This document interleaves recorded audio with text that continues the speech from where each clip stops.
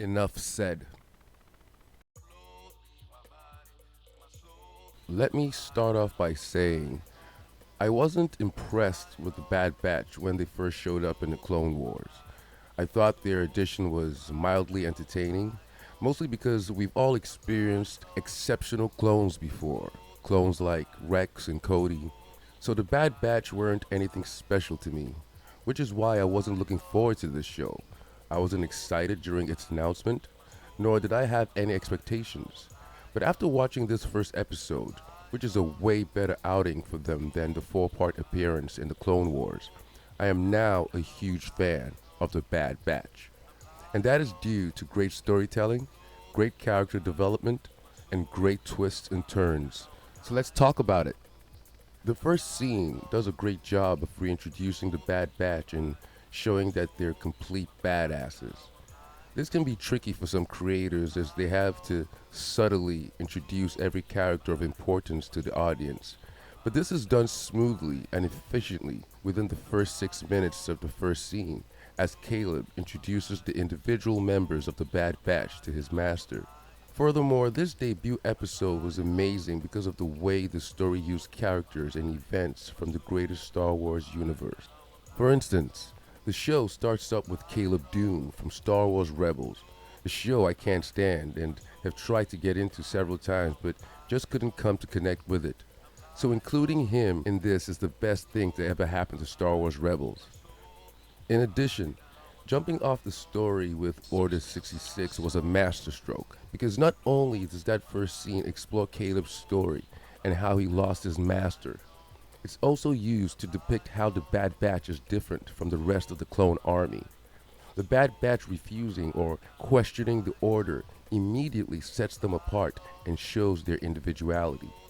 In addition, it's a well-known event in the Star Wars lore, which further sets the stage in a big way for the Bad Batch.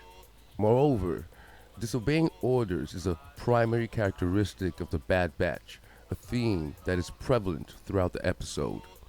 And everything that follows is a perfectly orchestrated plot that exposes and elaborates on the characteristics of the Bad Batch, which is exactly what a plot is supposed to do.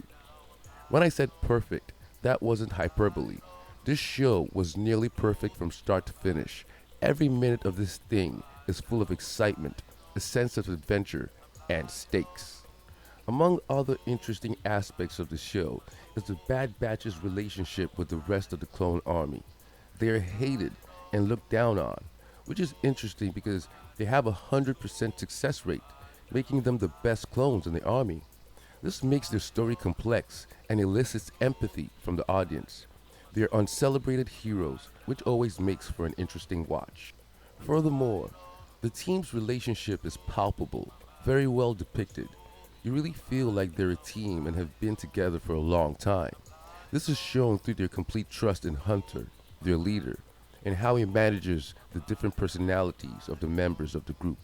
In addition, everything isn't all good with the team, as one of the members serves as a contrarian and eventually becomes a problem for the team.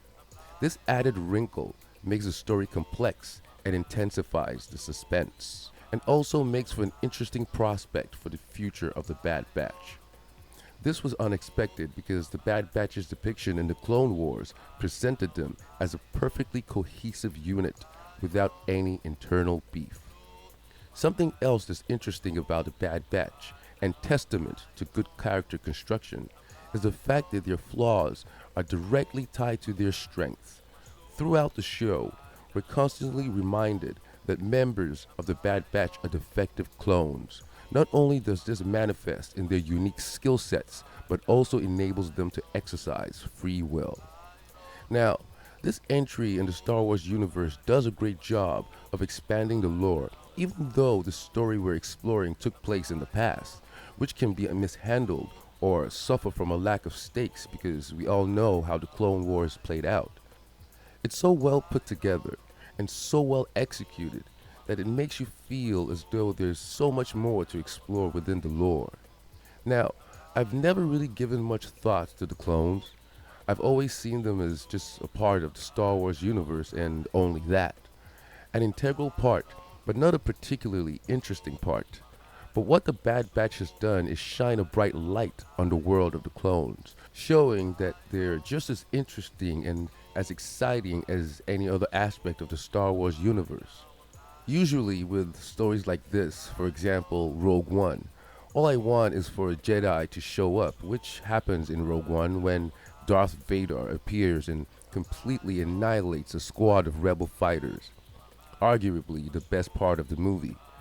But with this show, I didn't feel like that at all. The Bad Batch is an exciting watch without the use of Jedi's to spicing things up. Now, I do have a few gripes with the Bad Batch. For example, the killing of Caleb's master wasn't completely believable because we've all seen the Jedi take on greater odds. For example, Clone War. I have dismantled and destroyed over 100,000 of you Type 1 battle droids. I'm giving you an opportunity to peacefully lay down your weapons so that you may be reprogrammed to serve a better purpose than spreading the mindless violence and chaos which you have inflicted upon the galaxy. Blast him! Well, I guess it was worth a try. so it seemed forced when Caleb's master was killed by about 10 clones. But it's not completely unbelievable, and it's a necessary part of depicting the Bad Batch's affinity for disobeying orders. Another minor gripe I have with the show is that Tech and Echo share similar abilities. Echo, being part machine, has an affinity for technology, which is similar to Tech's ability to hack and manipulate intel. So having both of them on the team seems a little redundant. So Echo comes across a little useless as Tech shined and made more of an impression. But this doesn't take away from enjoying the show or appreciating both members of the team. Other than that, I think The Bad Batch is a near perfect entry in the Star Wars universe. It's a perfect balance of action, comedy, intrigue, and adventure. Dave Filoni is the man. After his work on The Mandalorian and most of the Clone Wars, not all of them because quite a bit of that show is pretty dull, I honestly believe the future of Star Wars should confidently be put in his hands. This man clearly knows what he's doing. Every move he makes seems to be the right one. Well, except for Rebels, which I guess is for a younger audience and the reason why I couldn't get into it. Other than that, it seems as though he chooses the right stories to tell and knows how to weave them into the greater Star Wars lore. I can't overstate how much I enjoyed The Bad Batch. It was a pleasant surprise. I really wasn't expecting anything. As I mentioned before in the video, I wasn't looking forward to it. I was aware of its coming, but yeah, I didn't think much of it at all. I just thought, whatever, it'll just be another Star Wars thing. But it turned out to be an education in good storytelling, good structure, character structure, and a great continuation in the of the Clone Wars, and a great addition to the Star Wars saga. So very pleased with it. Can't wait to see where it goes. Watching this, I really didn't want it to end. It was really good. I watched it twice. It was that good. So I really enjoyed it, and I'd like to know how you guys felt about it. Please let me know in the comments. Let's talk about it, and hit that subscribe button. As you can see, I'm a fledgling channel, and I want to say thank you to everybody who has recently joined. I appreciate you. Stick around. There's going to be so much great stuff to come. And for anybody who just recently joined, I do reviews, I do reactions, I do analysis. I show the work that I'm currently working on. And at this moment, I'm working on a comic book, but there will be content such as my own shorts, my own movies on the channel, and hopefully sometime in the future I'll get a Patreon because I believe I do have something to contribute in the creative space, and getting a Patreon would be my Patreon would have stuff that would be worth contributing to, that would be worth your financial effort. So please stick around, hit the subscription, help the channel grow. Let's do it together. Hit the notification bell, tell your friends, share the video, like the video, dislike the video so I can do better for next time. And thank you for watching. I'll catch you on the flip side. We live in a bad batch society. Peace.